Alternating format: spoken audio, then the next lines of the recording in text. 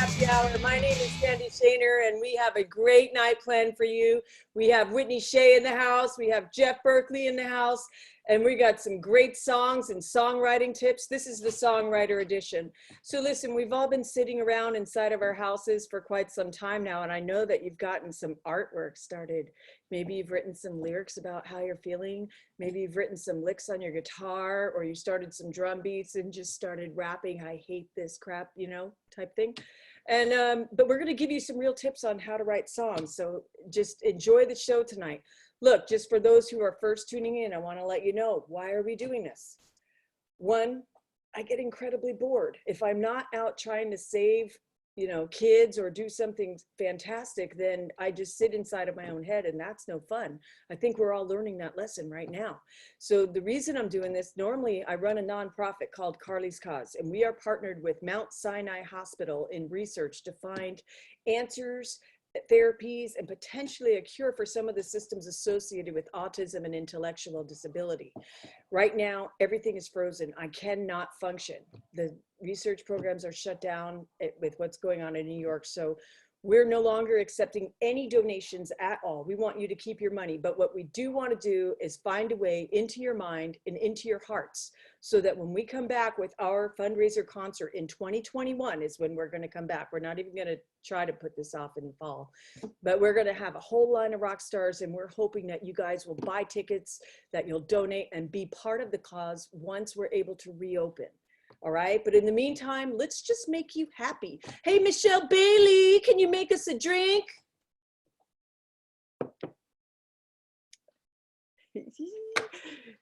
We need Michelle Bailey. Hi guys, how are you? Happy hump day. Woo, woo. So I'm going to kick off this awesome local songwriters show tonight with a local beer review. I got a sample of Piston Pete's Pissed Off IPA, and we don't have it on tap yet at Full Circle, but when we reopen, we do have at least one handle that we do a rotating local brew.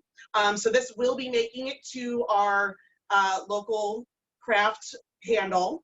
It is an IPA, and even if you're not a huge IPA person, which personally I'm not, but it's really clean and crisp, it's really easy to drink, great citrus notes. So Piston Pete's Pissed Off IPA, check that out.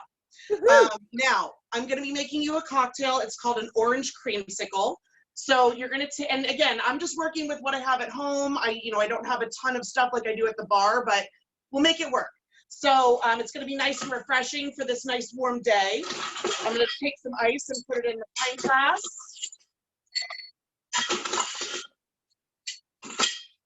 We're going to do 2 ounces of Pinnacle whipped vodka. So it's a whipped cream flavored vodka.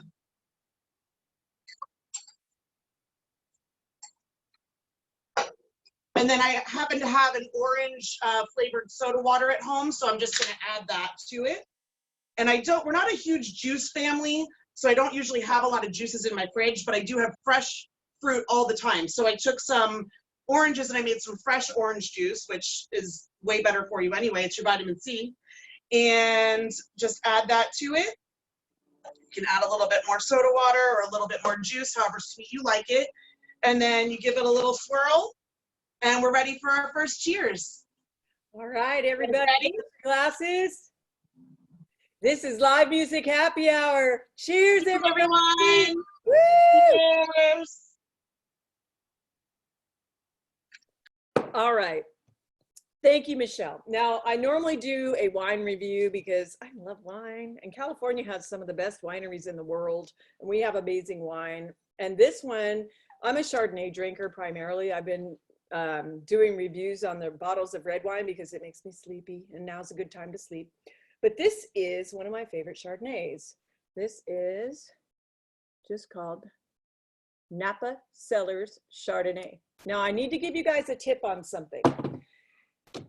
Nobody wants a headache after you drink wine, and that can be a problem sometimes. So what I've discovered is that a lot of the 2018 wines that are on the lower shelves are giving headaches. I'm not sure what happened. I know we had a lot of drought if you remember, if you recall, we had a lot of drought. And so, of course, the drought is going to affect the vineyards. So this is a 2017, and I've been looking for 2017 and 2016. If you're going to get a bottle of wine, spend a little bit of money up on the next shelf, the next level shelf, and look for 2017, and you will have a wonderful experience. Okay, so we are going to move on right now. We're going to go ahead and bring Whitney Shay on. Hi. Hi, Whitney. All right. Since you're talking about wine, can I talk about cider? You can. Cider. Yeah.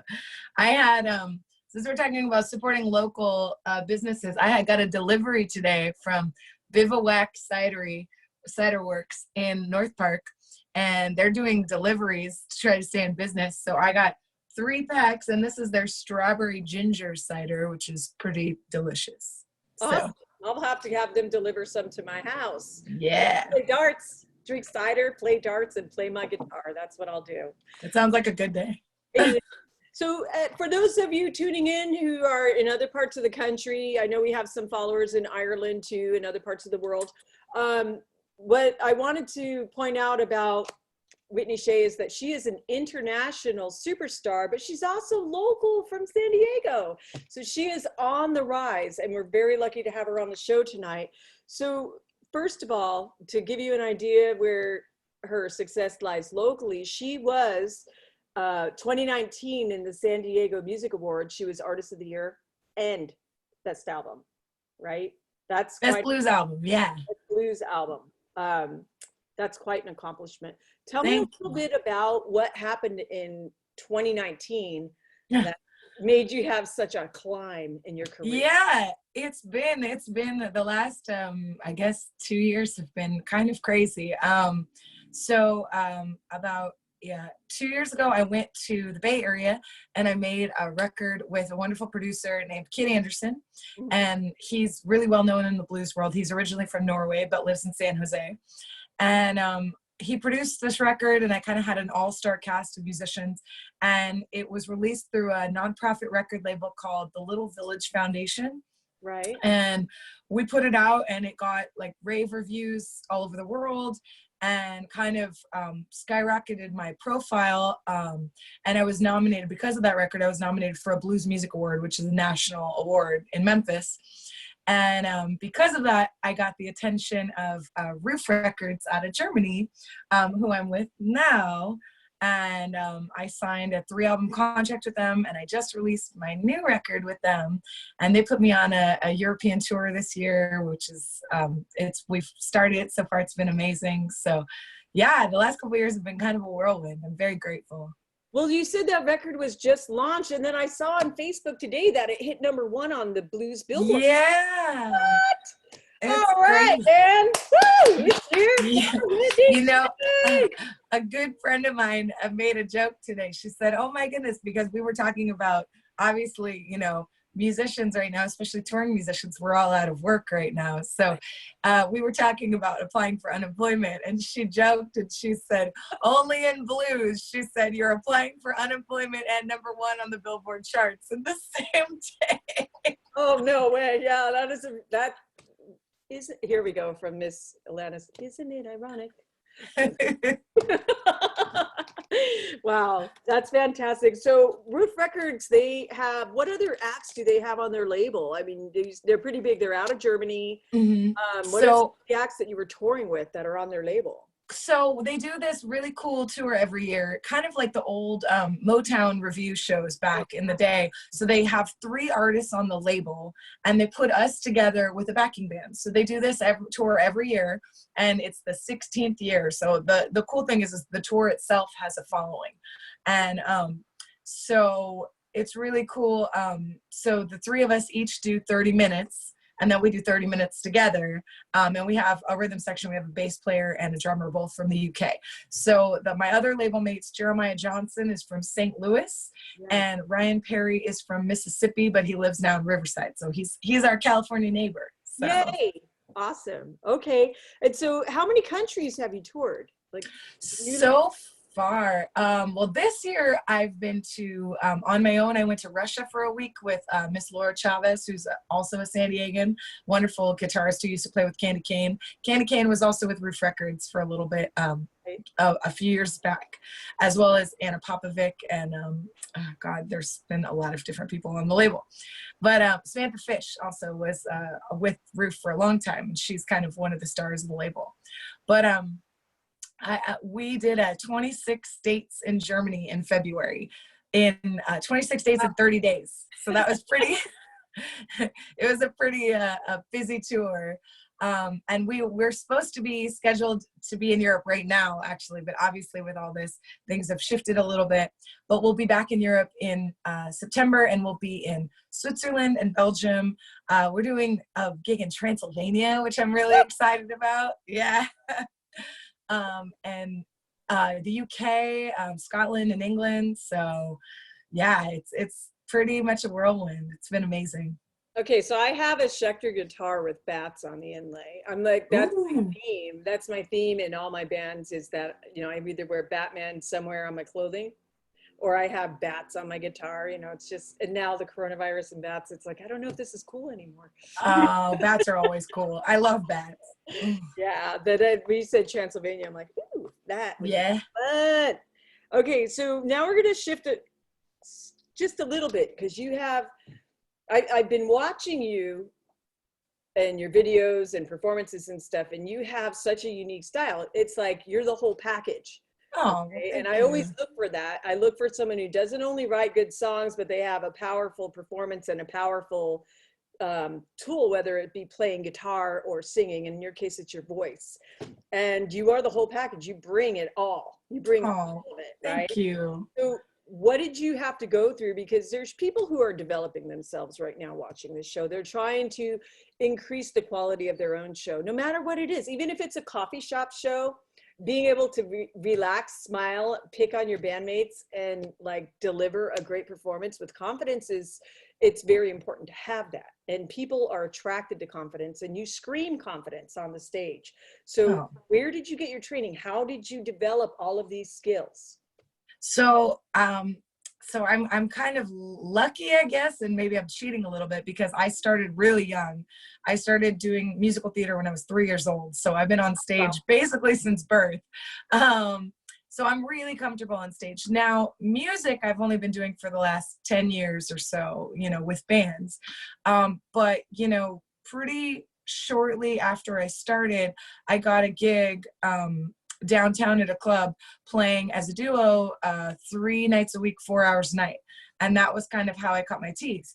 And one of the things that pretty much anyone who knows me in San Diego knows is that I work really hard and I play a lot. And it's kind of my hashtag for a long time. It still is, this busy little singer. So I played, you know, 200 to 300 shows a year the last 2 years. And I think the thing that I always tell people is like, the more you do it, like they say, you know, to master something, 10,000 hours, right, is what they always say. So I think the more you do it, the easier it gets, and the more confident you become at something, whether that's playing guitar and, you know, developing proficiency in that, whether that's singing, being on stage. It's just the more you do something, the more comfortable you are. So, you know, I mean, you can't like try something. I mean, if I was going to pick up a guitar right now, I wouldn't sound like Jeff Berkley, you know. Right. But he's put in the time, you know, and it just, I feel like it just kind of, the more you do something, the more comfortable you get, and comfortability equals confidence, I think. It does. I remember my first CD release, because I started everything as a songwriter, right? I've moved on to working the cover scene because I want money. Plain and simple. And I'm really good at slinging gigs. But so with my originals, though, I wrote these songs. At the time I wrote them, I couldn't even play and sing at the same time. I had to play all the guitar parts to the producer, and then I had to sing all the parts and say, there's my song. Like, I couldn't do both because my brain wouldn't let me. But you're right. Now, if you see my performances, I'm just like a Hellcat. Yeah. And go for it, man. And that just develops with experience, show after show. So that's awesome. That's great advice for anybody, get yourself out there. Just get out there and do it. Get out there and fail.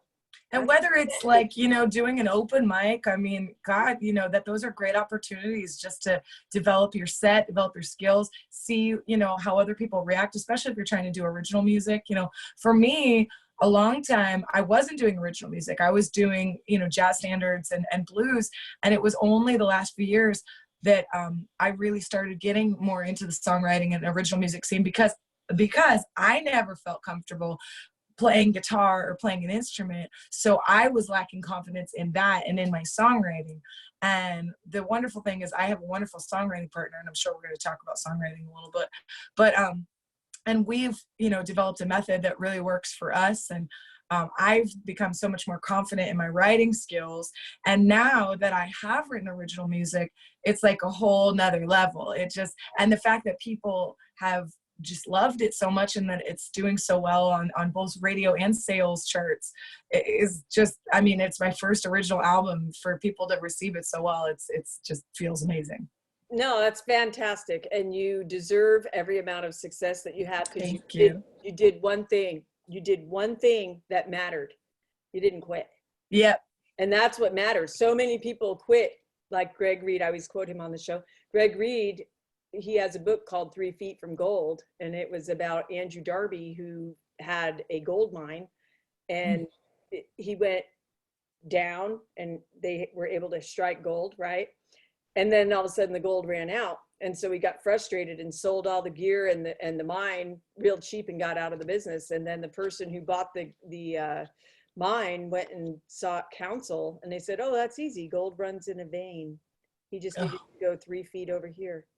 Right. And so he quit 3 feet from gold. Right. And so the people that persist and the people that have success, no matter what career path you're in, whether it's music or art or anything else, are the ones who don't quit. You just get up every day and find something new, find some new way to manipulate the variable. Right. You're so right. I mean, I think that's the biggest, one of the biggest keys to my success, to be honest, is exactly what you're saying, because I was raised by a single mom. You know, I grew up, she had her own business. I grew up watching her work hard. And so that's kind of where I developed my work ethic, between that and doing theater. It's like all I knew how to do was work hard. And I think that there's people who are a lot more talented than me who, you know, sing better or do whatever, but like, there's not a lot of people who will work as hard. And that's the difference is like, there's people who have had stuff handed to them. And when you get things handed to you, you don't work as hard for it. And maybe you won't succeed because you don't have that drive to push. And not everybody does. And I think that to really be successful at something, not only do you have to have the talent, but you have to have the perseverance and the drive, because, you know, there's a lot of hungry people out there and there's a lot of talented people out there. And if you want it and you want to be you and get that out there, you have to push yourself. Nobody's going to do it for you. Absolutely. So now we want to hear some stories from the road. Tell us. Okay. Funny, you know, like, oh God, I got to drink. I was watching you on tour. I was watching some of your posts on Facebook and stuff. And you're like, oh my God, this just happened last night. This is why I'm asking this question, because so many interesting things happened for you this winter. Share a couple stories with us. Okay. God, there was a few funny things. There was one, we played in this one bar in East Germany that was, I want to call it a redneck club, because you walk in and there's a big Confederate flag hanging there and like everything that you could think. And it wasn't, the difference is they don't understand like quite what it means here. You know, it's more that like everything, they literally just had everything in that club that they think is American, you know? And then in the green room, they had like very explicit drawings of nude women. And I love nudes. I mean, if you saw my art in here, I love like the nude form, but like, these are like, you know, basically hustler drawings. And then I come to find out that that was the owner of the club's wife that posed for those drawings. So that was one club, which we laughed at. And then there was another club that the green room bathroom, there's, I wish I had a picture to show, because there was penises and boobs painted all over the walls. And there was like a dildo cemented in the floor. Like, it was just the weirdest thing I've ever seen. Wow. I know. There's a couple. I just wonder what's going through Jeff Berkley's mind right now. I like seeing just the eyebrows. Yeah, there you go. Okay, so we have a video on deck. I want to show this video so people can see who you are and what you do and how great you sound. Ashley, can you run our video?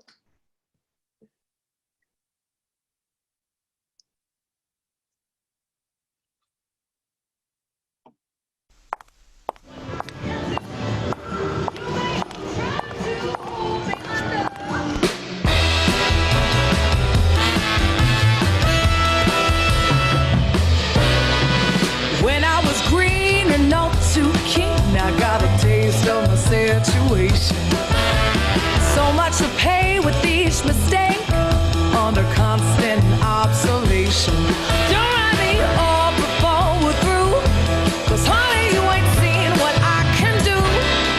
You may have tried to hold me under, but I'm coming up for air. I may have had a weak moment, that doesn't make me a weak woman.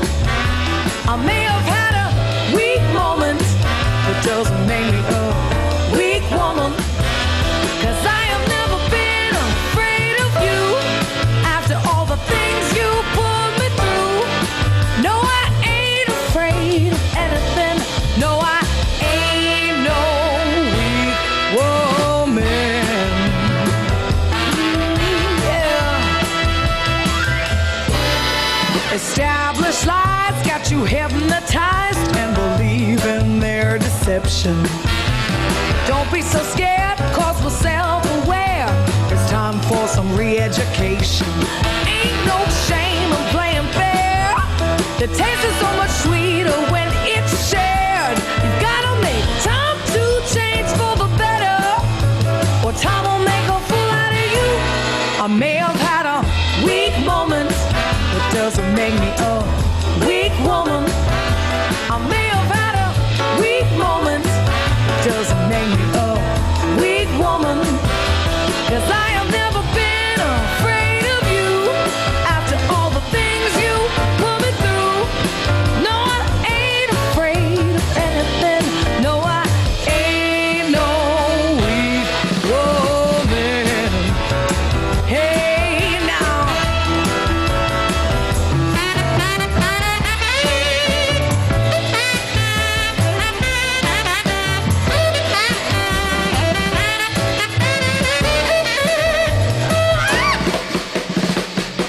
I may have had a weak moment, it doesn't make me a weak woman. I may have had a weak moment, it doesn't make me a weak woman.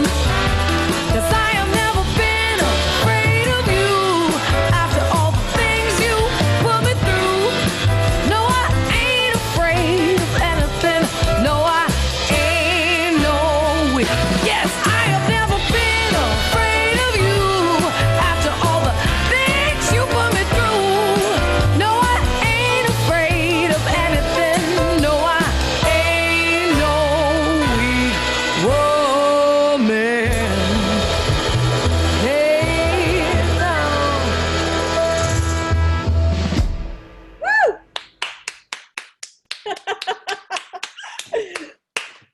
I feel empowered. I do feel empowered. I ain't no weak woman. That's right. I've had weak moments. That song. That's definitely a chick song. All right. So here's what we're going to do. We are going to bring Whitney back in just a little bit, but now we're going to move on to Mr. Jeff Berkley. Come on up How's it on going? screen, Jeff. We're going to How say are you? hello to you. Can you see me? Can you hear me?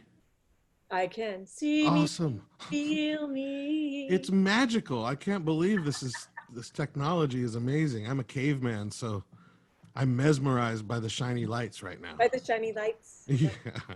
Yeah, that's awesome. So, Jeff, oh my God, ever since I came onto the music scene, you've been here.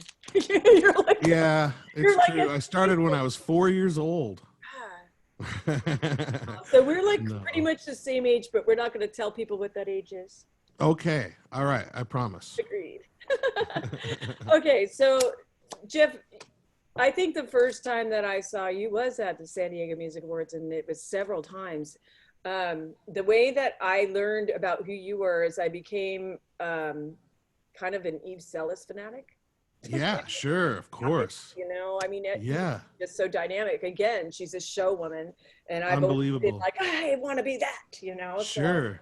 I was just emerging onto the scene, and she was the person that I was following, and then I started seeing that you were the person hanging out with her, and so I'm like, okay, these are the people to watch.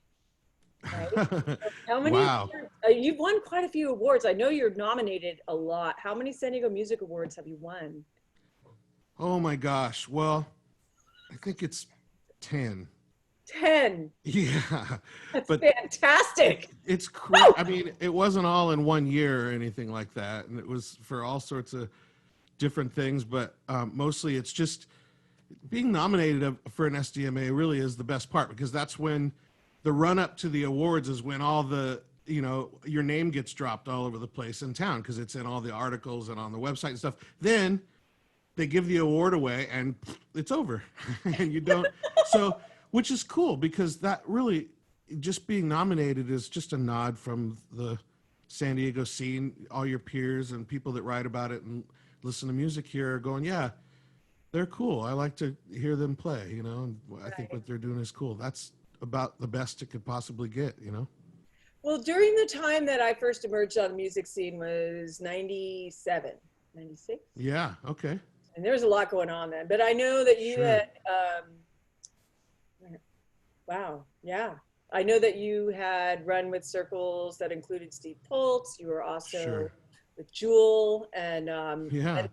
and Sven Seaholm was Swen Seaholm, sure. All those guys, Lisa Sanders, Robin Hinkle, right? all these people, John Catcher, Calman Hart, who now I'm in a band with called Berkeley Hart. And all of us hung out at this place called Java Joe's, Right. which at the time that you're talking about was in Poway, or it had just moved, I think, down to Ocean Beach at that point, but it started in Yeah, it was Poway. Ocean Beach is when I started going, because I didn't really drive to Poway.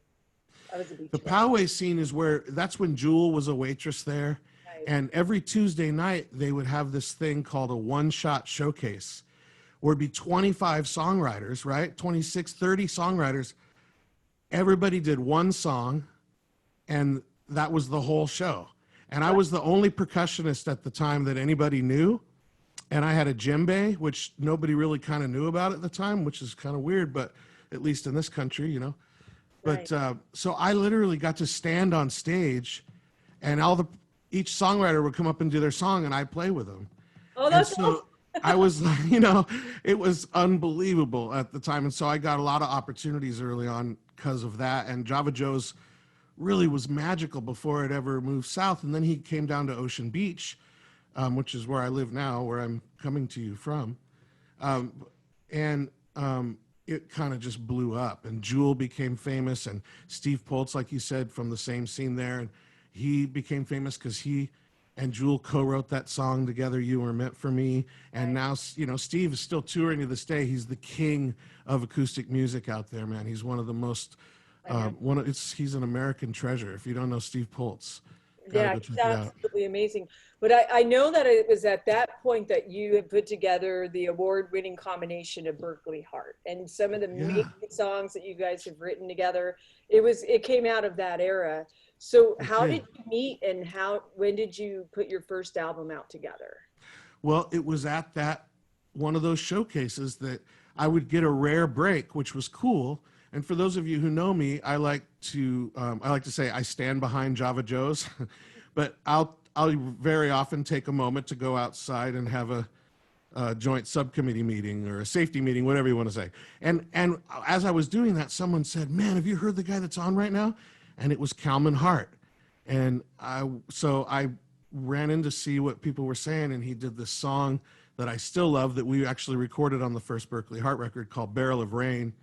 And I was like, oh my gosh, I want to write songs like that. You know, I was playing percussion, and I was like a closet guitar player because I was backing up guitar players, you know, on djembe. And so it was like going to songwriting school. And and backing up Kalman, I started backing him up on djembe at his shows, you know, just as like a learning experience, really, because he was playing around town and already had CDs out and stuff.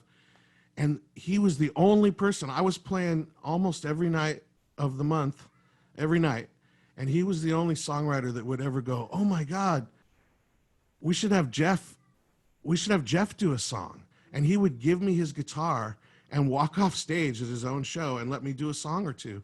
And it was amazing. So we became fast friends, and I was really amazed by that kind of kindness. And so that's how it all sort of started. And then we had different lineups of Berkley Heart. There were a couple other people in it, Danny Carroll and John Catcher, and it kind of dwindled down to the two of us, and it became this accidental, really great harmony combination. So you guys, we lucked out. Harmonies. Yeah. Yeah, it's accidental. We don't try at it. It's just that my voice fits with his, and same thing, you know. It's absolutely amazing. So the Lennon sisters, their sons are Venice. They come into their Christmas show over at Belly Up. Yeah. And they went on tour with Roger Waters. And if you hear them singing together, you're just like, oh my God. Venice are amazing. I got to play percussion with them a whole bunch of times. Oh my God.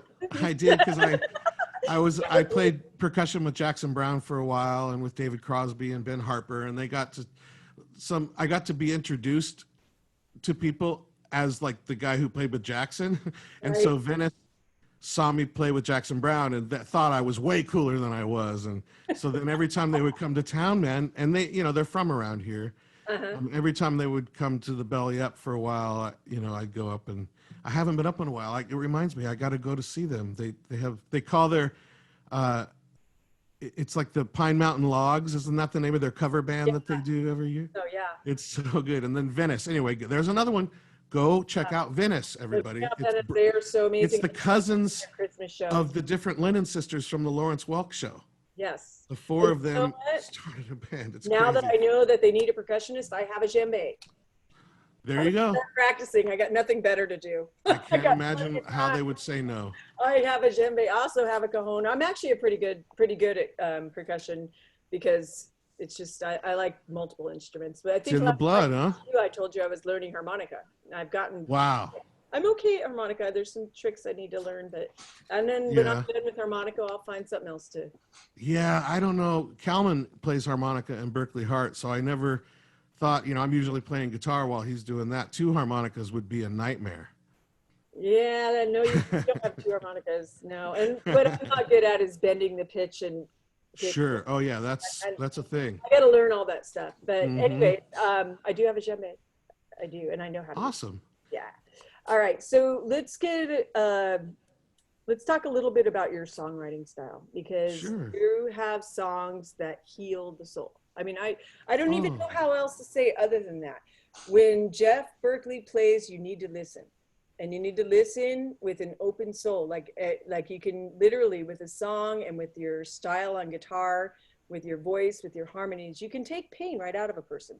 I think that music is a healing factor for physical ailments. I've always believed that, because every time I have had physical ailments myself, the healing starts up here, right? If we get this right, then all this gets right as well. And so I put on different types of music to heal. And I have a special needs daughter, and in Children's Hospital, you know what they do?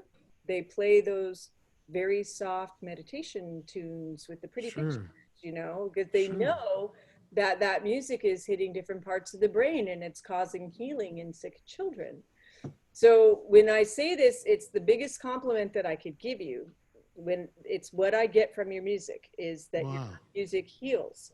How did you develop that style that you stayed so consistently with? And believe me, your lyrics are funny. You're like, your lyrics that tell stories, and they have little twists and inside jokes and stuff. But overall, it's the tonality of your delivered package that it's just wonderful. How were you able to develop that style? Well, I trained with a wizard. No, I'm kidding. First of all, geez, thank you so much. I'm so glad that, you know, just to comment on those nice words you said, we don't have any idea what our music is doing to people as it comes out of us. Okay. And I can't tell you how many times I've just been tired. Whitney probably knows this too. Sometimes when you're on the road and you're in that 26th day of the 31-day run, you just don't want to go play tonight. You just don't, you know, you get tired. Once you get there, it kicks in and something takes over and you can't help it and you're having a blast again. But there are times when it's really hard. But even during those times, people come up to me and say things like that. And it's so wonderful to me to know that I can't even get in the way of it somehow. I don't have any knowledge of what it is or what I can't locate it somewhere and turn it on and off or anything. It just happens to be how it comes out, thankfully for me, because when I get in trouble is when I try and do something that isn't me or try and think about like what I think this thing should be or start out with some sort of vision and just stick to that really hard. So for me, you know, I learned a lot from the songwriters that I was playing with. So I developed my musical style and my guitar playing style from listening to guitar players like Chuck Pyle and David Wilcox and John Catcher, who I've mentioned a few times, Dave Howard here in San Diego also, Jim Earp, these amazing players who could play in these different tunings. And I kind of landed on this dadgad thing. And it's really pretty. People also call it 3D because there's 3Ds in there. But dadgad is this tuning I learned to play in, and it lends voicings that a guitar don't usually give you in standard tuning, or what I like to call the missionary tuning. In that tuning, you get different voices, and so in dadgad I get these piano voicings, and I really learned to play in it because of Berkeley Hart. Kalman plays in standard, or the missionary tuning. He plays in standard tuning, and when I play in this other tuning and we play these chords against each other, we get these giant wide piano chords, you know, that you can't just get any old time with two guitars unless you're doing this. So I've become pretty proficient in this tuning, and so I write in it a lot. And I think, you know, I'd love to take credit for being an amazing technician chord-wise, but there's just these amazing chords, and they hit those notes in your soul. There's these mid-rangey wooden things, and they kind of stir up stuff in people, and that's what acoustic guitar does. That's the greatest part of it. It's so visceral. It's a wooden box, man, you know? And so the other thing is I was a percussionist. So I found out that you could do a whole drum set on the guitar, you know? And so I kind of developed this thing watching guys like Chuck Pyle and David Wilcox, who will and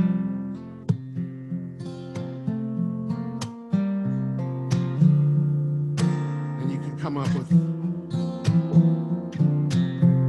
all these great just spaces, just these vast landscapes with all these strings that are ringing. And I see Whitney shaking her head. She's got words probably already for that thing that I just made up off the top of my head, but it just comes from this tuning, you know? And so even when I'm playing in standard tuning, I find myself reaching for those voicings in other ways. So I've just gotten used to it, and it's become a thing that I do. And I'm so thankful to have had people around me to show me the ropes, you know? The easiest way to get fired as a drummer, when you're the drummer in a band, the easiest way to get fired is say, hey, let's do one of my songs. They hate that. So I was lucky to have people around me that were like, hey, let's let the drummer do a song. His songs are cool. And it's served me really well. And I had an awesome career as a percussionist on the road for years and years and years, and in the studio. And then my daughter was born, and while I was home taking care of her in the early years, I learned how to write songs. And then as she got older, that kind of blossomed, and people started asking me to make their records, thank goodness. And I've been really lucky and blessed. It's been awesome. Well, I was going to segue into that, so thank you. You have produced over 200 albums. It's stupid. I can't believe how many. I can't believe it. It's so many, but I'm again really blessed with I mean, I've people's trust. recorded 4 of my own albums, right? Oh, And awesome. so I know how hard it is to go through that process to record 4 albums. And, you know, if it just, I could only move as fast as I could earn money because I have a Totally. music addiction. But in Yeah, the me beginning, too. I mean, I got to do this, I got to get these songs out, you know, and it takes 6 months to a year of my thought process to put out a full-length album, not EP. Sure. I put out full-lengthers. Right. So, like, how could you have had time to do 200 of them and more? I know you've done more since that quote, you know? Sure. It's amazing. You do it for a long time. I've been making records since the mid '90s, Right. and so they add up after a while. I had studios in my home for 15 years, so when you're home, it's really easy to always be working, and which is a lesson that I learned when I got the studio out of my house, that how much happier I was not constantly working. But the thing is, some people it takes a year, some people it takes 3 years, some people it takes 2 weeks.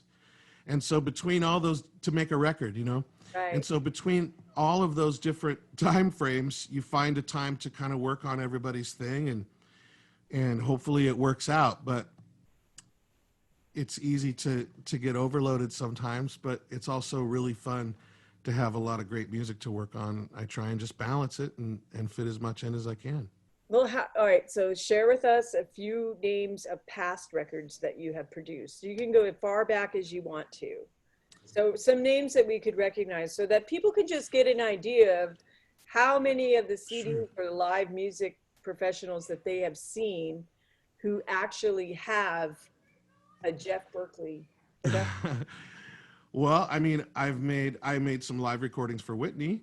I made Tim Flannery's records. I've made records for Steve Poltz. I've made records for Gregory Page. I've made records for the Farmers and for, oh God, now I'm just blanking right now. Catherine Beeks. Deadline Friday was a band from the past. Robin Hinkle. God,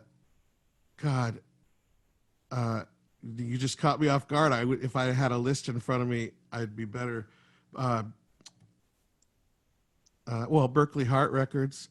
I just made the new Jason Mraz record, which is really exciting. It's going to be amazing. And Okay, so that was my. yeah, I'm sorry, my brain blank. If you hadn't asked me, I'd tell you 100.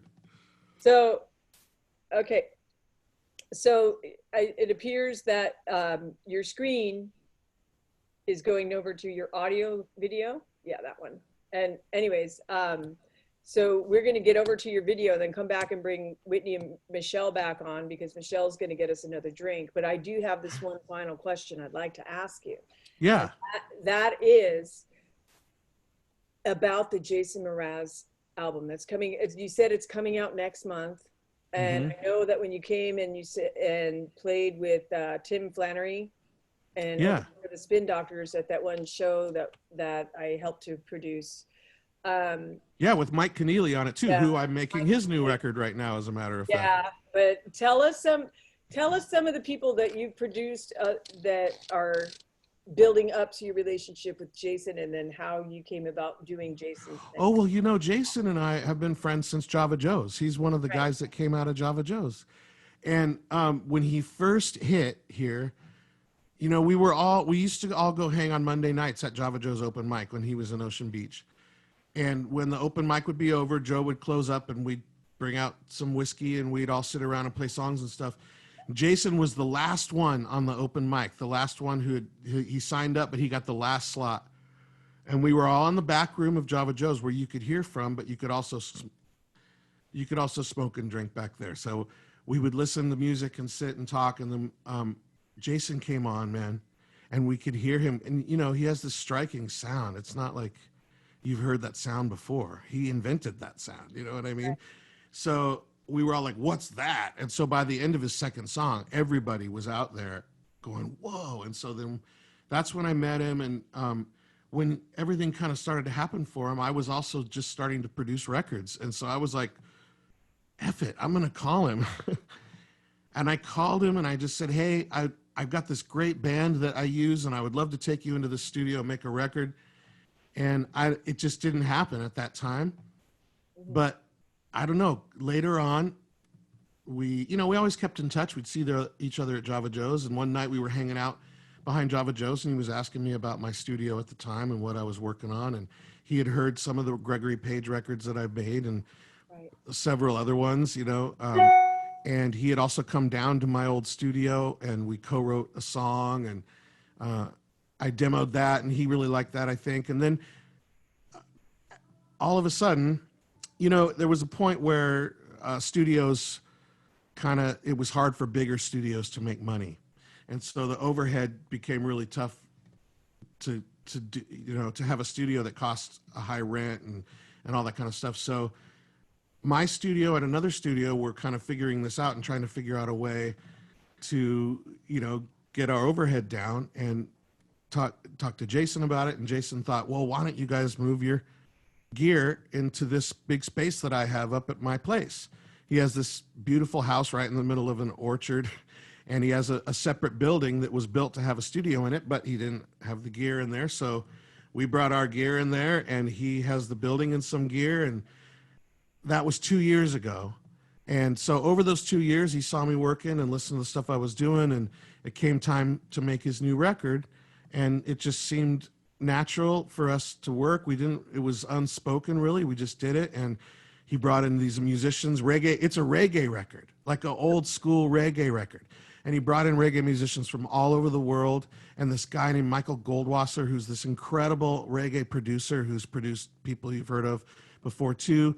And this great crew. And we just set up this thing. And there were 13 people playing live at one time.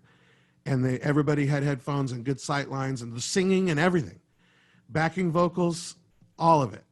In fact, the backing vocalists were outside in the garden around one microphone. It was unbelievable, but it was life altering for me as an engineer and an upcoming producer, just to finally get into this area, this level of recording, just that many people at once, and the stakes are higher and all that stuff. It was really exciting. It was like invigorating, somehow. It was just really exciting. And the music was literally, there were tears. The energy was so amazing that people were emotionally moved by the songs. The players were, Plus it's a reggae record. Marijuana's legal. And we literally had somebody there, my little brother, James. Right. One of his jobs was to make sure everybody had a joint going too. So that made things really, really fun. And it's a secret to my production style, really, and my engineering style, is make sure everybody's feeling really good, because that'll reflect well on you as an engineer, because it'll sound and feel awesome. So. Right. Anyway, that was the run up to meeting Jason and getting into that kind of stuff. And we work together a lot on things now. It's really fun. Once the album is released, we're probably going to ask you to come on back and kind of share the success that you feel afterwards, because it's going to be euphoric for you. It is. I'm really excited. The first singles in 2 days.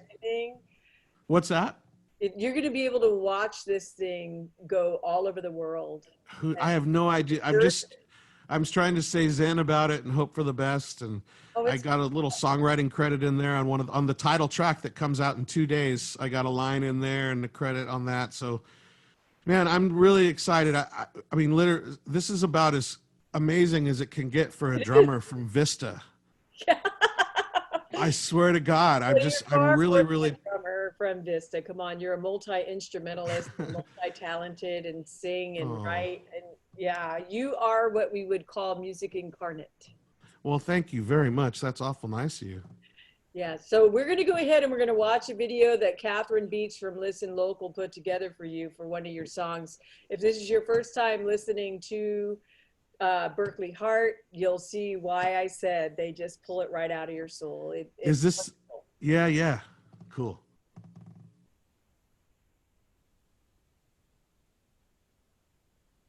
Well, my name is Sam, and I'm the family dog. I lie around sleeping all day long, while Trevor's at school I'm home alone. And I run to the door when Trevor gets home. And he hugs my neck and he says my name. He throws the ball for a while, then he's off again.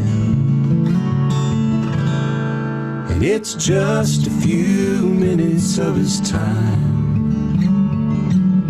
and I'm just another stop on his way. But those few minutes when he's all mine are the best few minutes of my whole day.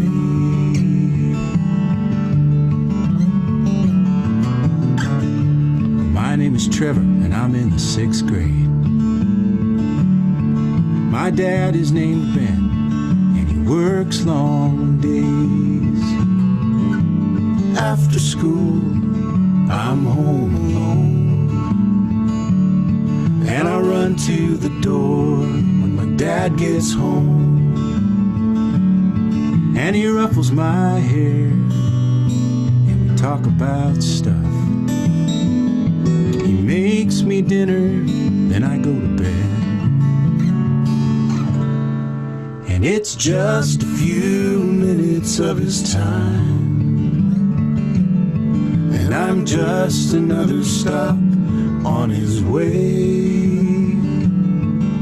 But those few minutes when he's all mine are the best few minutes of my whole day.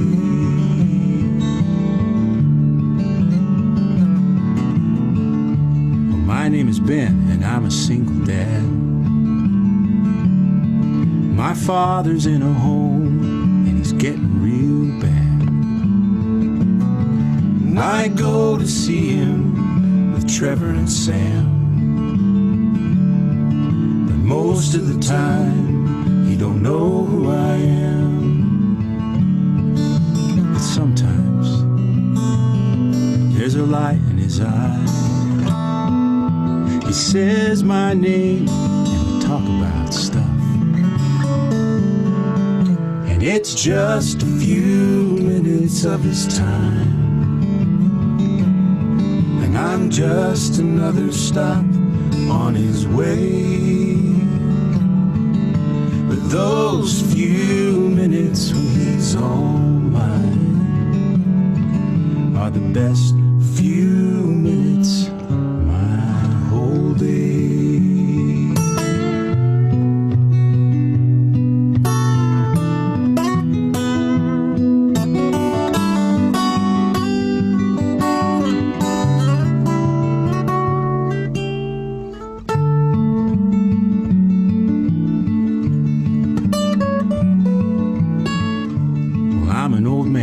Lost my mind.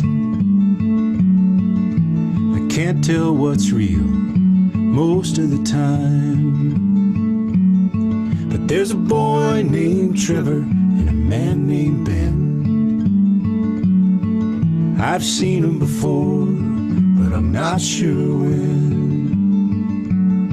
And they always bring a dog named Sam, licks my face and lays his head in my hand. And it's just a few minutes of his time, and I'm just another stop on his way. But those few minutes, that dog's all mine, and they're the best few minutes.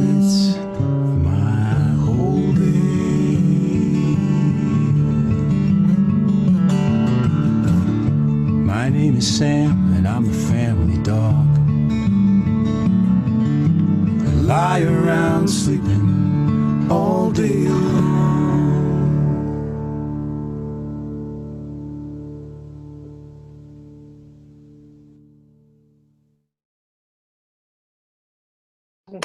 Wow. Woo! I know that's tough. It's melancholy. It is, but you know what? It's healing. And that's what I was trying to say. It seems like there's always a story, and some of them are quirky. Yes, for sure. We try and tell a story, and we try and keep people's attention from beginning to end, and then make them laugh in between the songs, and start out with a couple of funny ones, and then when they're laughing real hard, that's when you just hit them with that one, you know? Yeah. Well, we're going to hear some live performances from you, but before we get on to Tech Talk, while Ashley is preparing to bring Whitney back on, why don't we get Michelle Bailey? Hey, Michelle, can you make us another drink? I sure can. That was awesome, Jeff. Really, truly. I have a golden retriever, so I just fell in love with that with the dog on your video. The next cocktail that I'm gonna make is called a lemon meringue martini, and I try to keep it simple for you guys. Like basically, what I do right now, it's all about improvisation. It's about what you have in your house, in your fridge, what you can get delivery from Bevmo. You know, kind of the easy but crafty cocktails.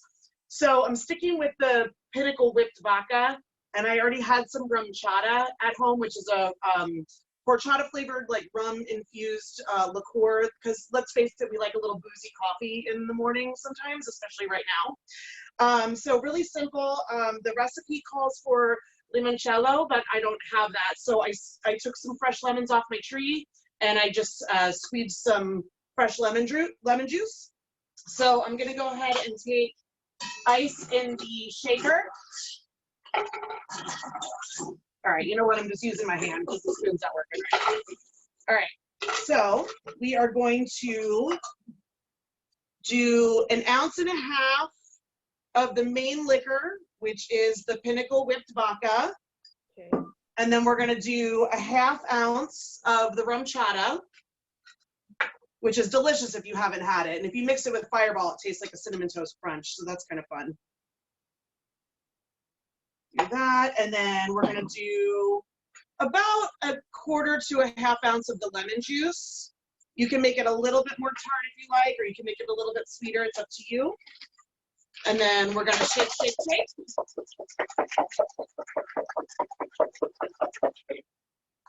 And strain it out. So I don't have my high-tech strainer like I do at the bar. This is my home one. And you get your lemon meringue martini. And I would just like to say what an awesome honor it's been to be on the show with local greats Whitney and Jeff. Sandy, thank you for having me again. And as I say every time, you know, just feel your feels. We're all in this together. Please reach out to people. You know, we're all going through the same thing, and we're all here for each other. Thank you for supporting Full Circle. Support all your local pubs, all your local bands and restaurants and everybody, because once we can get back at it, we're getting back at it. So thank you so much, and here's your cheers. Cheers! Cheers! I moved down to Corona beer. Woo! All right, so this is my favorite part of the show. This is Tech Talk. So anybody who's tuning in right now, you're going to have an opportunity to learn from 2 absolutely wonderful songwriters. And we're going to break down some of the techniques that they use when writing a song, because it's really important, because like we have a lot of feelings. It's a very emotional process to write a song. And sometimes we get to where, in my case, for example, I can just bust out lyrics like nothing. I've written lyrics for a lot of other bands, and it's because they can tell me a topic in like 10 words and I can write a whole song about it. I'm a wordsmith. I'm really good with words. I'm educated. And so with songwriting, at first I have an emotion and then I pour out my lyrics. And if I don't discipline myself to pick up an instrument, they go into the box, and suddenly that box, it becomes the box of poems. Right? So the first thing that I have to do is exercise discipline. I need to pick up my guitar. I need to find my hook. I need to say, okay, which one of these words is going to be the hook? And with my guitar, I always like to have a guitar hook, and then I like to have a rhythm hook, and I like to have a vocal hook, right? So the first thing that I do is I write my hook. And once I know that it's something that's memorable, I can build the song around it, right? So that's just like an overview, 30,000 foot view of me writing a song. That and repetition, so I can remember it, and recording it, recording all of my ideas and altering them. But we want to get down into your minds, both Whitney and Jeff. Let's make sure you're both on. Oh, wait, we got to unmute Whitney. There she is. Wait, unmute. No, Okay. I think I'm good. Am I good? Yeah, you're on. I'm like, she's being really quiet. Okay, so we really want to know the songwriting process. So let's do some tech talk on it. First of all, can we say, Jeff, that was not fair because you gave me the feels and I was like tearing up over here. And that was not. That's what we're trying to do. No, I wasn't trying. On the Berkeley Heart shows, we will make you cry. I think I have to. All the emotions, actually, all the emotions. Anger. They're all there. There's somebody in there, someone in that song for everyone. Yeah. Yep. So let's start with Whitney. When you're writing a song, take us down the Whitney Shay path, and then give us some pointers so that people who are wanting to write songs can kind of pick up. You've obviously been very successful at it with your style. Sure. So, it's interesting for me, like you, I started kind of writing poetry back. I've been writing poetry and writing just free form writing since high school. And, the last few years, especially, I've really made, I've been writing for, longer than that, but the last few years I've made songwriting a priority. And, I'm lucky that one of my really close friends that is my writing partner, we write together a lot. He's a wonderful composer. He went to the Berkeley School of Music, pianist, and he's incredible. And the great thing is because unfortunately, like I said, I'm not proficient in an instrument to be able to just pick it up and be like, here's what I want. But I hear melodies all the time, and I hear, like you, hooks. That's usually, not always, where I start with something. I usually kind of have, and the great thing about technology is you can just now at this point pick up an iPhone with that voice memos app and just get inspiration and like record. I don't know, Jeff, if you're the same way, but like, sometimes you're in the car, sometimes you're in the shower or wherever you are, and just to be able to have that. And I've been on planes before and like recorded something, that's an idea that you want to you're feeling inspired in that moment and save that. So, my writing process has been different. For this last record that we did, we started about 6 months writing for this record. Like we knew, okay, we needed this, we needed, so many songs. And so we were like, okay, we knew we needed at least 10 songs for the record, but we were like, we're going to write, maybe 15 or however many we need for this record. And the great thing about having a collaborative writing partner is that, one, you have an editing partner, which is really important, I think, to when you write something, of course, you think it's great. But like when you have somebody who really that you trust and they can say, that's not so great. Or like, how about we tweak it like this? Like, it's nice to have that kind of accountability in another person. Especially when you have, like Jeff does with Kalman, like you guys have such a good working relationship that you guys can, bounce ideas off of each other, or like you can come in. So the great thing about Adam and I is we've come in and like I've started some songs, he started some songs, but like we always credit each other like 50-50 no matter what. And the wonderful thing is like, I have a good enough ear, although I'm not proficient, that like I can tell what chords I want and what chords don't work there. So like I'll sing something, I'll have a melody in my mind, I'll sing it, and then he'll try to figure it out on the piano. I'm like, no, not that chord. Like, let's go here. So, maybe it's not the most efficient way, and I'm trying to use this quarantine time to play guitar and piano, because we all got time now.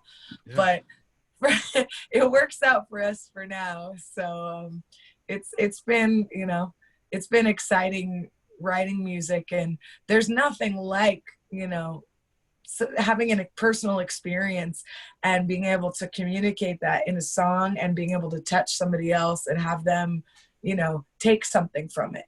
That's amazing. Well, let's break down a hook. So I'm going to just sing a couple hooks from some very famous songs, and then sing a hook from one of my songs. So for example, well, I'm free falling. That's a hook. That's a vocal hook, right?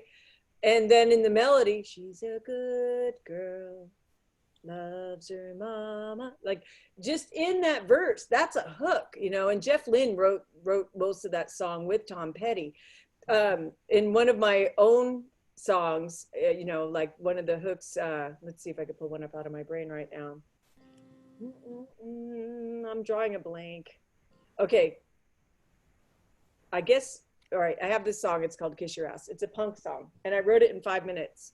And the hook of the vocal hook is actually a spoken part. And it just says, I'll just kiss your ass goodbye. And then it goes into this really cool riff, right? So the vocal hook for that particular song started with me going, I'm really feeling right now.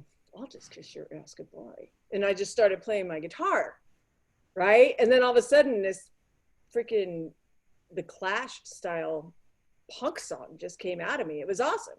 It was awesome. And I had some great players play on the recording and they picked it up in 5 minutes. I wrote it in 5 minutes. It was one of those 5-minute miracle type songs that just worked because it was so catchy. So that's what we mean when we're talking about a hook. There's something that just grabs you and you know, everybody that's listening, because you got to imagine in your head that people are listening to your song. Otherwise, it's not going to be a good song. You have to be prepared for feedback. So as soon as you think that everyone will get that, then that's what we build upon. So Jeff, what are some of the hooks that you started writing with a couple of your songs?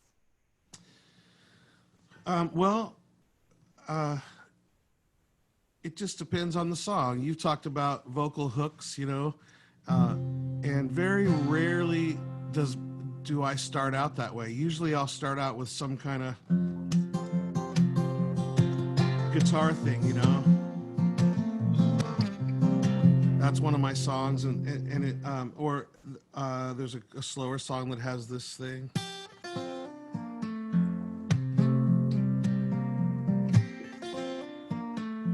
And a lot of times I'll toy around with that for a while before I start to hear where the melody sits in it, you know?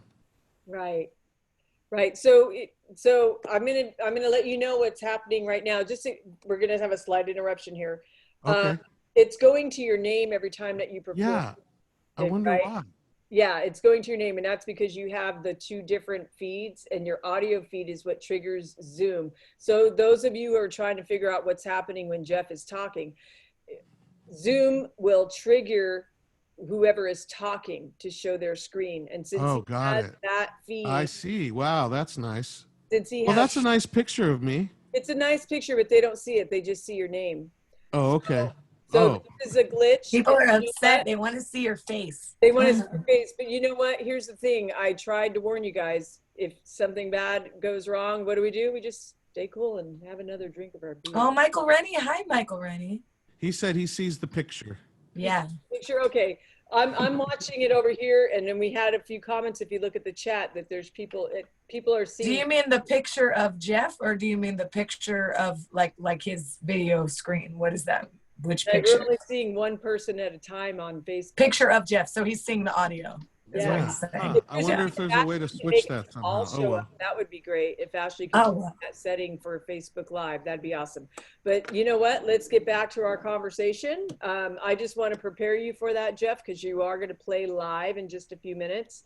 So let's go ahead and talk a little bit about constructing a song from Jeff Berkley. Sure. Well, like I said, a lot of times it just starts with the guitar thing. Chord structure, sometimes we'll do it. But lyrically, that's always the challenge for most people. You said that words come right out of you really fast.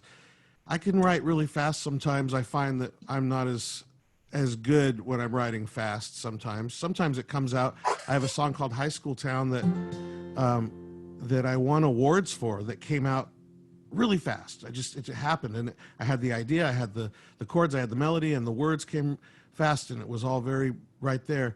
I had another song, this one that I played a second ago, called I Ain't Nothing, which came from a near-death experience I had on the road up in the Smoky Mountains. We almost drove off a cliff in some black ice, and my daughter was 3 months old at the time, and I thought for a second I was never going to see her again, you know, and that can tend to be really inspiring, that kind of visceral fear and sadness. I think. Yeah. So, I mean, a lot of times as songwriters, look, I'll just be honest with you. Songwriting for me is therapy. It's how I get it out. It's what has kept me alive my life. When I found that I could write songs, and I, like you both, I always wrote. I have books and books of words, but when I learned how to play guitar and I started writing songs, it just opened up this freedom inside me to be able to speak my mind in a way that doesn't, you know,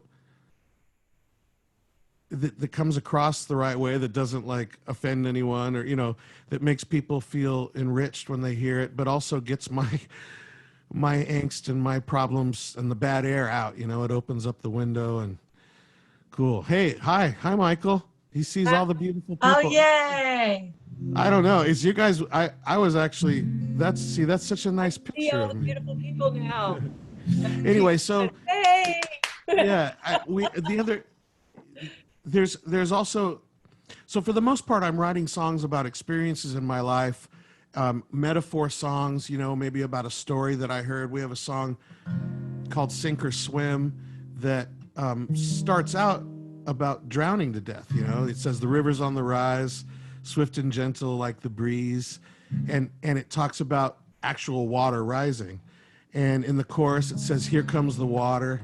And it's this metaphor, and you don't realize it's a love song until you get to the bridge when it says, your love is like the ocean, beautiful and dangerous, you know? So that's a metaphor song, and a lot of those are cool. It's hard to make a metaphor song be cool. So a lot of times they come out trite when you're trying to figure out that one, for me anyway.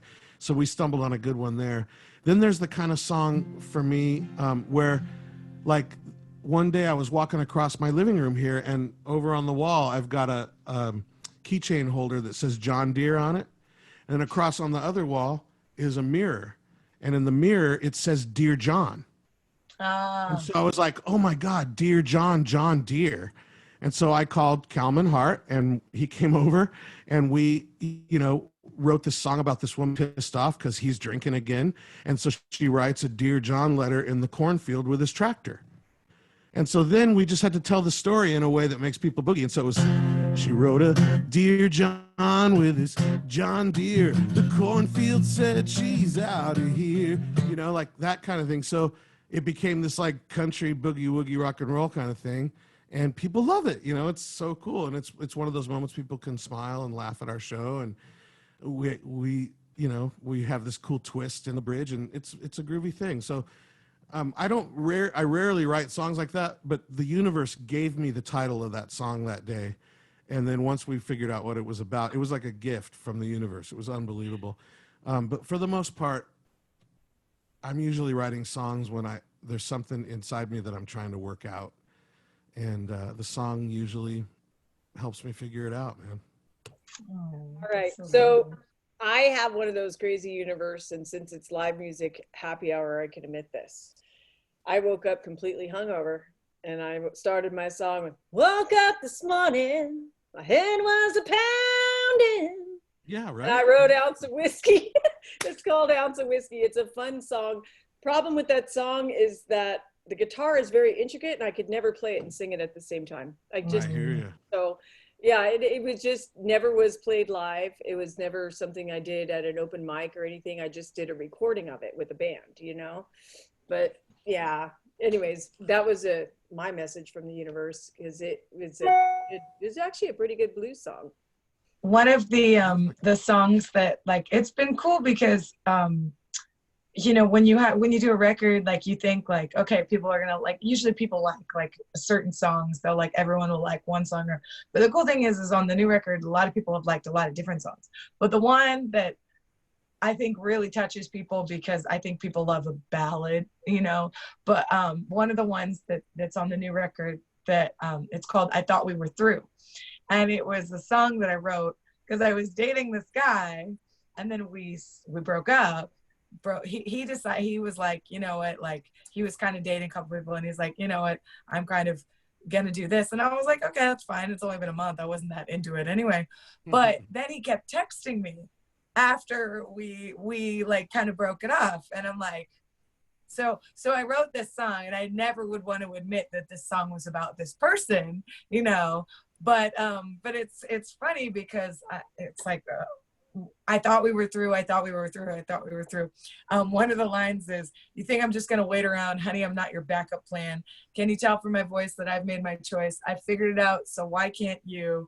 I think we're through. I think we're through. I think we're through." And it transitions from "I thought we were through" to "I think we're through." And then the great thing about the end of the song is we kind of ended it with this really interesting jazz chord. I think it's like a 13th chord or something like that.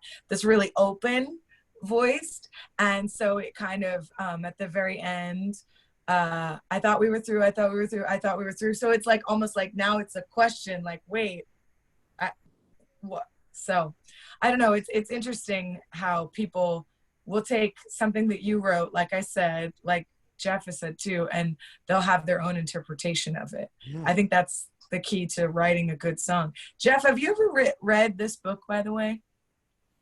No. So my songwriting partner and I are using this time, actually, we're meeting a couple times a week virtually on Zoom, and we're writing, like we'll get up in the morning. And so this is a great book that a friend recommended to me a long time ago, and then he actually picked up recently. It's from the Berklee School of Music. One of my friends who was in their songwriting program, she had this book and gave it to me. And they assign it there, like for their songwriting class. And it's cool because it has a lot of great exercises, just as far as like, you know, metaphor writing, just developing, just writing exercises, which to me, like, you know, I still call myself a baby songwriter, you know, but I think it's really beneficial to anyone just as far as growth. Just like there's another book Robin Hinkle told me about a long time ago that I've read, and I really want to do the exercises right now, The Artist's Way, that helps a lot of people. Have you done that? No, I mean, I haven't done any of those. But I should probably. I should check them out. You should. You got time. I got time. You're right. Gosh. We all got time. Yeah.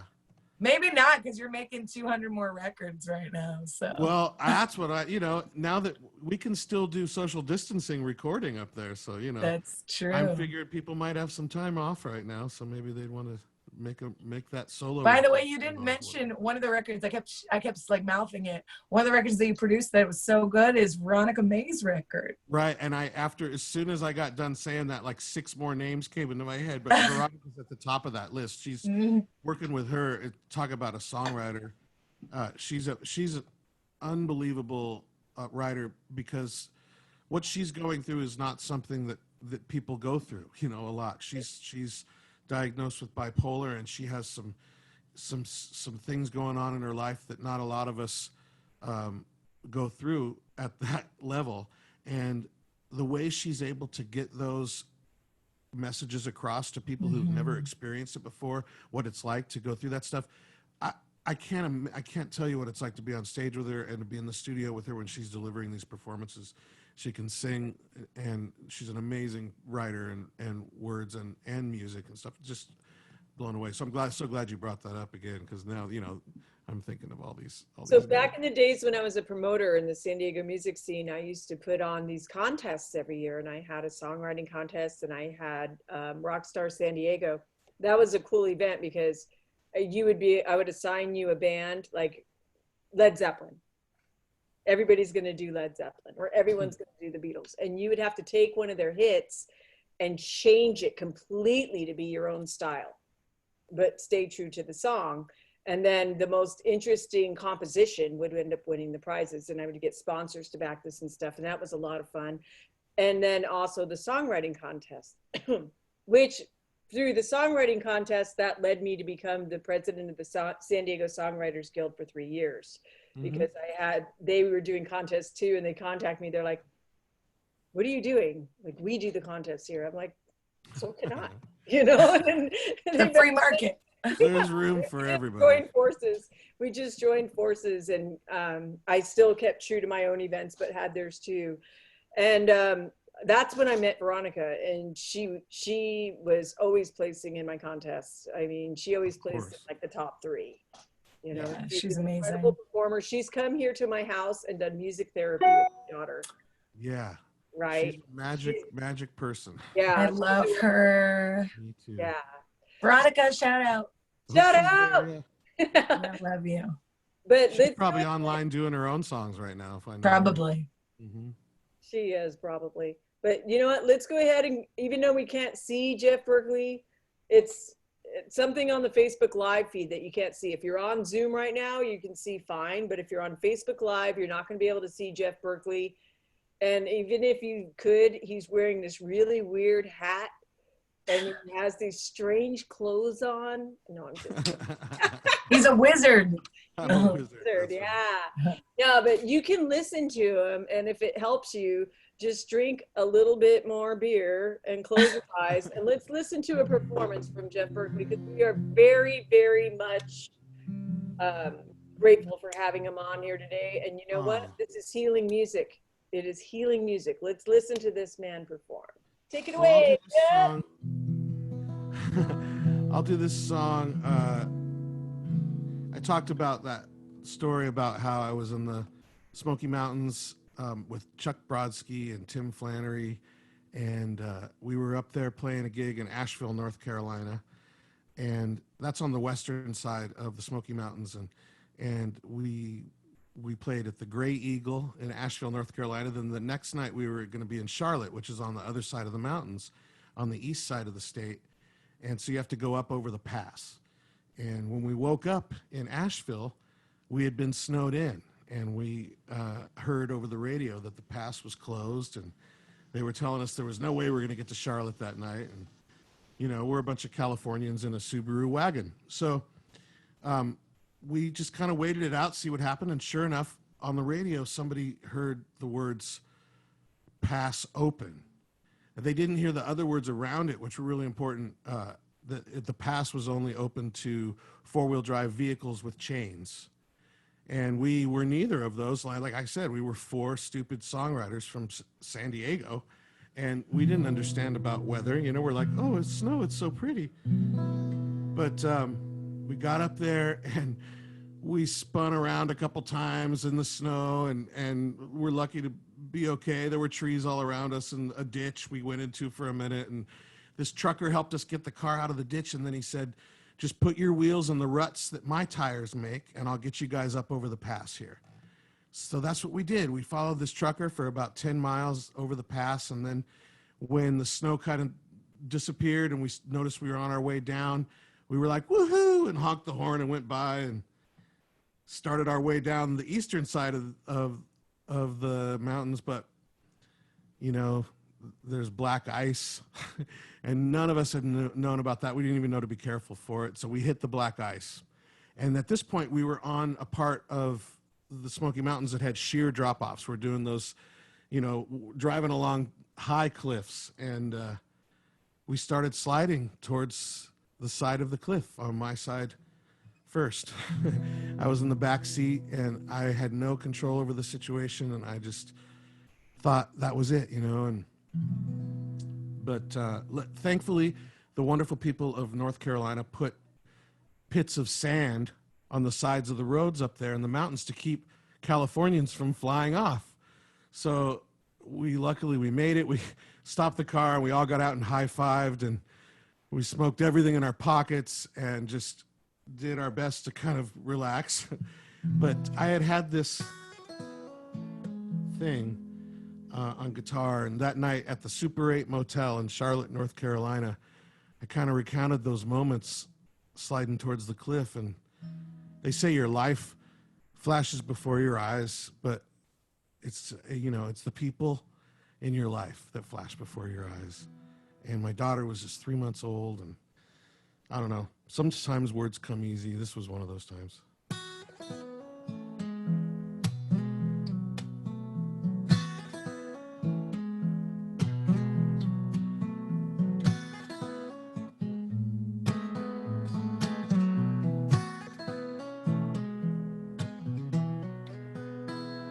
Well, I know, sinner, I ain't no saint, I ain't no winner. There's lots of things I ain't, but what I am's in love with you. And there's nothing more that I can do. Every time I think it through, I always knew the truth. I ain't nothing without you. Like the river needs the rain, the doctor needs the pain, a song needs a refrain. Although sometimes I'm a ghost, you're the one I need the most. I ain't nothing without you.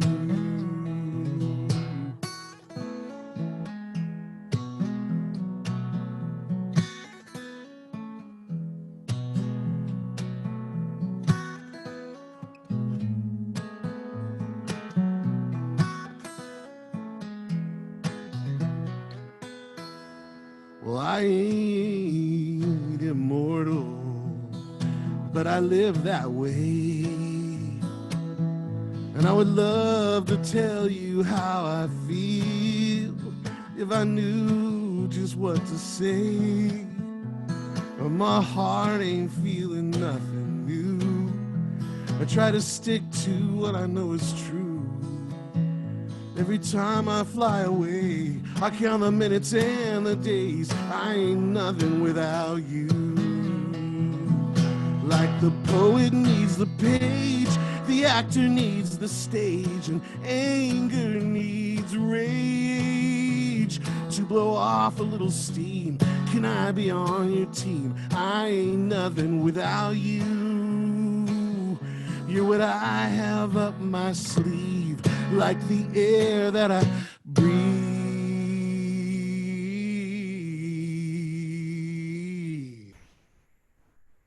I ain't nothing without you. I ain't nothing without you. I ain't nothing without you.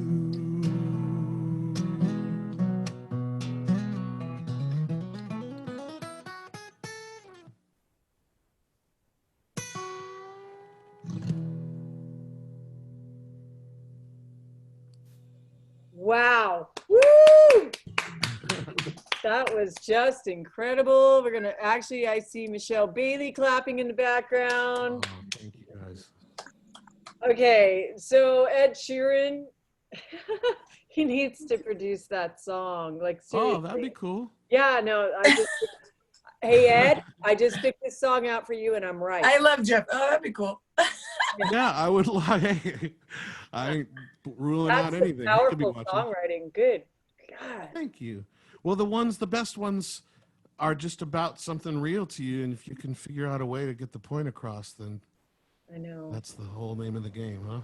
So my reality took a different turn back in 2009 when I gave birth to a special needs child who has had 10 conditions, not one, 10, but they happen one after another, starting with, cleft lip and palate, then epilepsy, then autism, and 2 brain surgeries, and everything just kept throwing at me, right? You And probably so the songs, on charger. It's right there by the the couch. songs that I've written that mean the most have been about that turmoil. And what I was very lucky to have was Make-A-Wish Foundation used a song I wrote called How Many Angels. And what I had to go through to write that song, I don't wish that on anybody. No, of course That not. was brutal. And, I'll talk a little bit about it, but not much, but just to bring people back to Carly's cause. When Carly, because of the autism, she had her whole cleft rebuilt. Well, she kept messing with it with her tongue and it fell out in my living room and like there was blood everywhere, and I got her just barely in time to stay alive. Believe it or not, something like that, messing with the surgical area can kill you. Right. But I got her to Children's Hospital and she had to be put into a coma for 4 days, and we were in the ICU, and I was walking out because you can't leave your child when you're in there. You can leave for like 30 minutes, but you got to always be there. And I was going to get some food and I'm walking down the hall and I have a doctor walking behind me and I have these parents in front of me and I'm in the middle.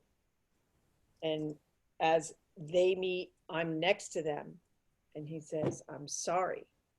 And the woman screamed the scream. I couldn't handle this scream. I stopped and I just turned around and went right back to my child's room, and I picked up my guitar, and I knew that that child had passed. And I wrote How Many Angels, and I'm not religious. And the song is in every single religion you can imagine. I'm like, all right, everybody stop what you're doing and get down here right now. You need to fix this. You know, it's kind of like that. I was talking about every kind of religion on earth, but I put it together in a gospel song, and I'm a heavy metaler. You know, so you never know. You just never know what's going to come out of you. And then I gave it to Frank Shankwitz of the Make-A-Wish Foundation. He's the founder, and he's a friend of mine. And he sent it out to the local chapters, and they used it in their fundraising. And I was like, okay, well, my purpose on life is done. You know, there's a reason for that song. So, well, they aren't ours. They aren't ours anymore. Once we finish them and put them out there, they're everybody else's. You know, so. That's a beautiful thing that song took on a life of its own and does all that good, and you don't even have to be there. Yeah, it makes me cry to listen to it. But, you know, because I was there. But you're right. It's not ours anymore. I've never heard it put that way, and that is one of the biggest pieces of wisdom that anybody who's a songwriter watching this show can take away. Once you write it, it's not yours anymore. Yeah, and, you know, the one thing Whitney said about editing, too, was so right. A lot of times a lot will come out, and, you know, it's important to have somebody help you with that, but that's a really good point. Editing and just making sure that you don't have diarrhea of the words. But yeah, because it's so easy to just, you know, write something and you think like, oh, okay, this is great, but until you really have another person listen to it, and I'm not talking about your mom or your brother or somebody, but like, you know, really somebody whose opinion you trust and whose art you value. I think that really is an amazing gift to be able to write with another person. For sure. And don't be too precious about any single line or melody. Yep. Because one little change can open the thing up. You don't even remember what it was you were holding on to before, you know? So it's hard to do because these words come from our hearts and our emotions, and we get tied to them. But the best thing you can do is just put them out there. And if they don't work, find something else, you know? Yeah. I have a drawer full of those. Yeah. Use That's them the later. nice thing about working with a good producer, like, you know, like Jeff or like, you know, other people. I never got to work with, maybe we'll have to do that someday, with Jeff in the album sense, but you know, that's Jeff, I don't know if you do that, like when you do albums, like, you know, you have songs they've written that even demos that are flushed out, and then you get in the studio. And the great thing is like even having that editing too, as the producer sees the whole vision and sees how things can be arranged and changed, you know, that's the cool thing. Yeah. Are you sure you really need that 16th bridge? Exactly. I think 15 is just enough. I think it is. Do you need a 12-minute guitar solo? Well, you're a guitar player. I think you might. made the point about 5 minutes ago. I really do. Well, listen, everybody, it's been a great show tonight. I think we're at the 90-minute mark, but I want to take it out. As I take it out, Michelle. Cheers. And then I would like for Jeff to play one more song. Oh, sure. We'll listen to one more song, and then I'll come back on and I'll say goodnight to you all. But if you've got your drinks, come on. I know it's a long show, but we have nothing better to do than drink beer and listen to music. And thank everybody for tuning in. Make sure you share this and other people can listen to it too. Make sure you spread the word that we're on every single Wednesday and every single Friday. Wednesday is adult alternative, jazz, and blues. On Fridays, my favorite is prog rock, progressive rock and metal. So, Jeff, if you could please. Sure. And every Thursday, starting tomorrow on Facebook, I'll be doing a show at 6 o'clock Pacific Standard Time every Thursday. So join me on Facebook tomorrow if you want to. Okay, so we're going to talk about where to join you on Facebook, at what page? Jeffrey Allen Berkley on Facebook. My middle name is Allen, and you spell Berkley Berkley. Okay, Jeffrey Allen Berkley. Personal page or your business page? It's my personal page. They're both. It's just my business is being me. Okay, so he's going to be making that public on his page, I'm assuming? Okay, Yeah. it's going to be public on your page and everybody will be able to view it.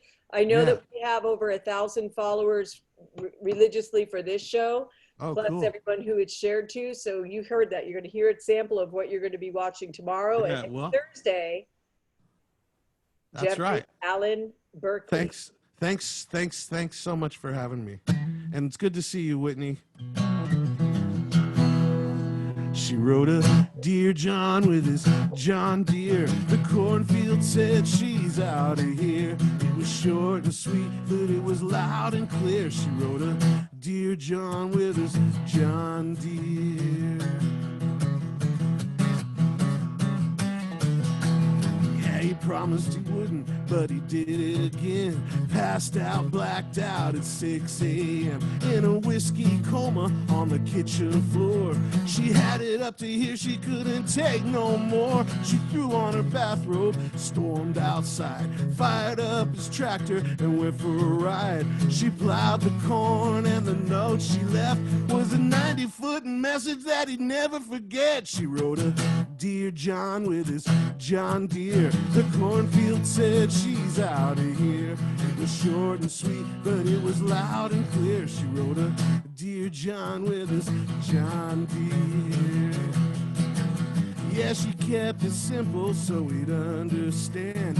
2 big letters for one small man. She started it out with a big old F, and it don't take no genius to guess the rest.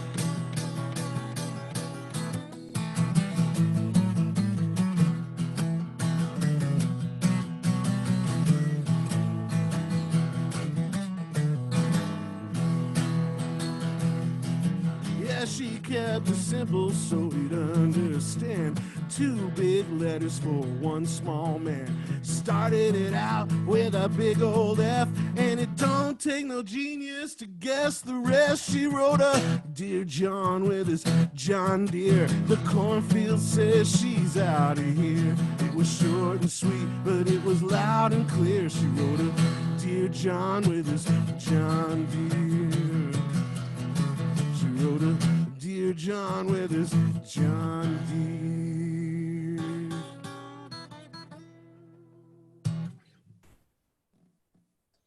All right. Yes. Thank you, everybody, for joining us tonight. My name is Sandy Shaner. We are Live Music Happy Hour. On Friday, I got a very special show planned. It is the drummer edition. Oh, my God.